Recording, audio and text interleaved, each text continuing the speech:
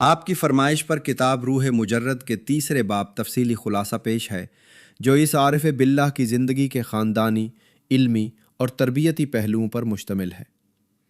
پہلوی دور کے مظالم اور عراق کی صورتحال۔ باب کا آغاز مصنف ایران اور عراق کے سیاسی حالات کے تذکرے سے کرتے ہیں۔ وہ بتاتے ہیں کہ رضا شاہ اور اس کے بیٹے کے دور میں دیندار طبقے اور علماء پر بہت سختیاں کی گئیں۔ بہت سے اہل اللہ کو گوشہ نشینی اختیار کرنی پڑی۔ اسی دوران مصنف کو دوبارہ عراق جانے کا موقع ملا، جہاں انہوں نے حضرت حداد کی زندگی کے نئے گوشوں کا مشاہدہ کیا۔ حضرت حداد کے خاندانی حالات اور ایثار۔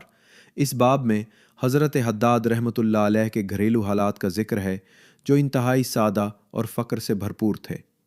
کربلا میں ان کے گھر کا ایک حصہ کسی وجہ سے ان کے ہاتھ سے نکل گیا تھا، جس کی وجہ سے انہیں ایک کرائے کے چھوٹے سے مکان میں رہنا پڑا۔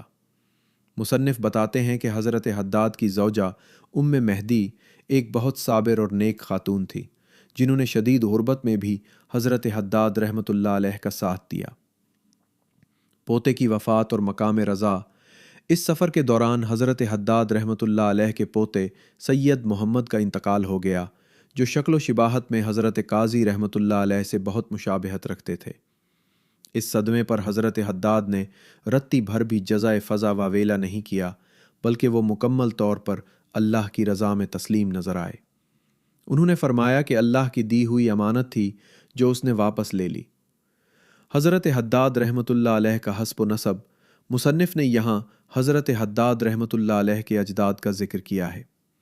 ان کے دادا سید حسن ایک صاحب کرامت بزرگ تھے، جو مدینہ سے کربلا تشریف لائے تھے۔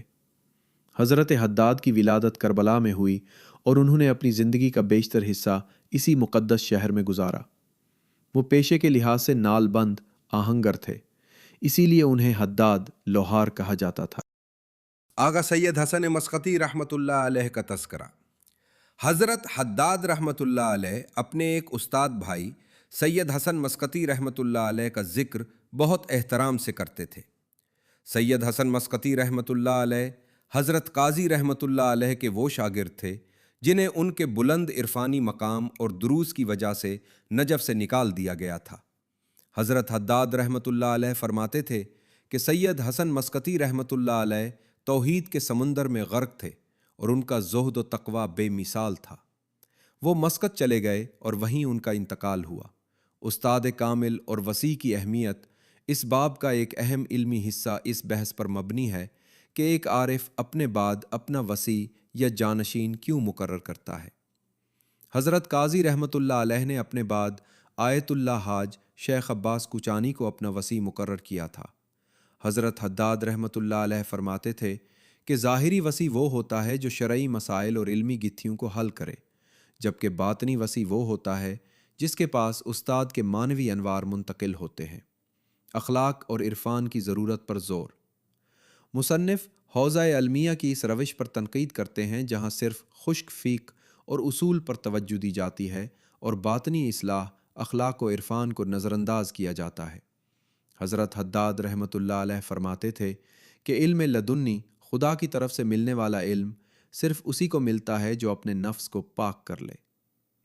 دعائے علقمہ اور لعنت کی حقیقت۔ حضرت حداد نے دعائے علقمہ کے ایک جملے کی تشریح کرتے ہوئے فرمایا کہ جب ہم دشمنوں پر لعنت کرتے ہیں تو ایک عارف کے نزدیک اس کا مطلب یہ نہیں ہوتا کہ وہ ان کے لیے شر کی تمنا کرتا ہے، بلکہ لعنت کا مطلب ہے اللہ کی رحمت سے دور ہونا، یعنی ظالم کو اس کے ظلم سے روک دینا بھی اس کے حق میں ایک قسم کا فائدہ ہے، تاکہ اس کا نامہ اعمال مزید کالا نہ ہو۔ تیسرا باب یہاں مکمل ہوا۔